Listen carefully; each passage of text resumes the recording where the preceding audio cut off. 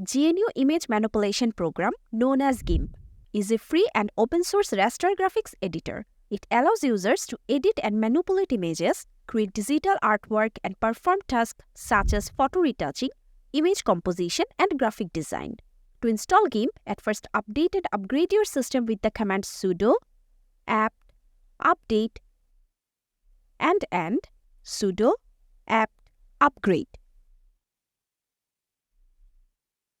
Now type the installation command sudo snap install GIMP. GIMP is successfully installed. Verify the GIMP version with the command GIMP --version.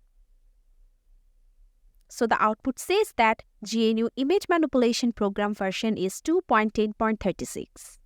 If you ever want to remove GIMP from your repository, type sudo snap remove GIMP. And look, GIMP is removed.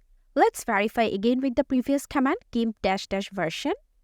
And see, the output says that there is no such file or directory. So this is how you can install and uninstall GIMP from your Ubuntu repository. Stay tuned for more tutorials on our channel. Thank you.